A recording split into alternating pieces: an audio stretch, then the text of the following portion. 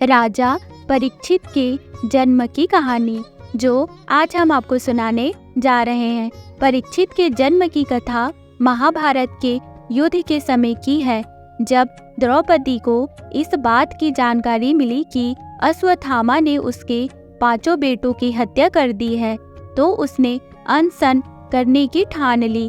द्रौपदी ने प्रण लिया कि वह अपना अनशन तभी तोड़ेगी जब तक कि अश्वत्थामा के सिर पर लगी मणि उसे नहीं मिल जाती। जब अर्जुन को इसकी जानकारी मिली तो वे अश्वत्थामा से युद्ध करने निकल गए। दोनों के बीच भयंकर युद्ध शुरू हो गया। अर्जुन को मौत के घाट उतारने के लिए अश्वत्थामा ने अपना ब्रह्मास्त्र निकाला। यह देख अर्जुन ने भी अपना बचाव करने के लिए ब्रह्मास्त्र का प्रयोग किया। तभी वहां नारद और ऋषि व्यास पहुँचे और उन्होंने ब्रह्मास्त्र का इस्तेमाल करने से मना किया।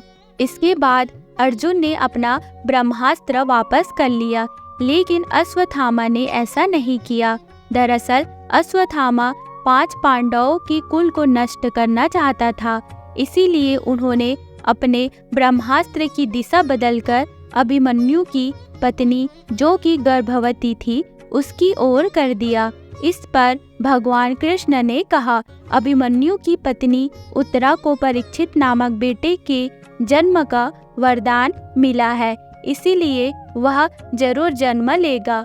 अगर वह मरा हुआ भी पैदा हुआ तो मैं खुद उसे जीवन दान दूंगा और वह बड़ा होकर एक महान सम्राट बनेगा, जबकि तुम 3000 वर्ष तक इस पाप को ढोते रहोगे। साथ ही हमेशा तुम्हारे खून से बदबू आते रहेगी और वह ऐसे ही बहता रहेगा। यही नहीं, तुम हर प्रकार की बीमारियों से घिरे रहोगे। इसके बाद अर्जुन ने अश्वत्थामा को रस्सी में बांधा और द्रौपदी के पास ले आया।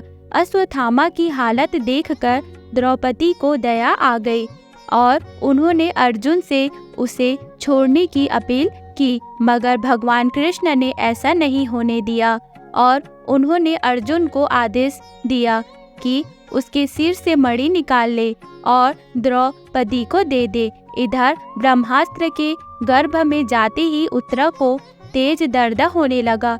यह देख भगवान कृष्ण ने अपना छोटा रूप धारण किए और उत्तरा के गर्भ में दाखिल हो गए। भगवान कृष्ण का छोटा रूप एक अंगूठे के बराबर ही था। वे शंख, चक्र, गदा और पद्म सब कुछ धारण किए हुए थे। उत्तरा के गर्भ में अश्वत्थामा द्वारा छोड़े गए ब्रह्मास्त्र की आग को शांत कर रहे थे। वही गर्भ में पल रहा बालक उन्हें देखकर हैरान था कि मेरी माँ के गर्भ में यह कौन घुस गया है। कुछ समय बाद उत्तरा ने अपने बच्चे को जन्म दिया, लेकिन वह मृत पैदा हुआ। यह देखकर वह रोने लगी। उन्होंने भगवान कृष्ण से कहा, हे नारायण, आपने तो कहा था कि मेरे बेटे पर ब्रह्मास्त्र का असर नहीं होगा और वह जीवित पैदा होगा। वह सालों तक अमर होकर राज करेगा, लेकिन यह तो मरा पड़ा है। इसे जीवित करने की कृपा करो प्रभु। उत्तरा की बात सुनकर भगवान कृष्ण तुरंत प्रसूति गृह में प्रवेश किया और कहा, हे पुत्री, तुम दुखी ना हो, तुम्हारा बेटा जरूर जीवित होगा। मैंने खुद उसके जीवन की रक्षा की है। इसके बाद कृष्ण भगवान ने मृत बालक पर अमृतमयी नजरें डाली और कहा, अगर मैंने जीवन में कभी झूठ का साथ नहीं दिया है और हमेशा ब्रह्मचर्य के नियमों का पालन किया है, कभी किसी की लड़ाई में अपनी पीठ नहीं दिखाई है, ना ही कभी अधर्म का साथ दिया है, तो अभी इसी समय अभिमन्यु का पुत्र जो मरा पड़ा है वह जीवित हो जाए। इतना कहने के बाद भगवान कृष्ण ने जब उस मृत बालक पर अपना हाथ डाला तो वह जीवित हो गया और रोने लगा। इसके बाद भगवान कृष्ण ने ब्रह्मास्त्र को वापस ब्रह्मलोक भेज दिए। यह चमत्कार देख सभी स्त्रियां आश्चर्यचकित हो गई। इसके बाद भगवान कृष्ण ने अभिमन्यु के पुत्र का नाम परीक्षित रखा। इसके पीछे का कारण यह था कि वह बालक कुरुकुल के नाश होने पर जन्मा था। वही जब युधिष्ठिर वापस आए और उन्होंने बालक के जन्म के बारे में पता चला तो वे भी खुशी से झूम उठे। इस खुशी में उन्होंने हाथी, घोड़े, अन्न, गाय आदि दान दिए। इसके बाद उन्होंने ज्योतिष को बुलाया और बच्चे की भविष्य की जानकारी ली। इस पर ज्योतिषी ने कहा, यह बालक प्रभु श्री कृष्णचंद्र का भक्त कहलाएगा।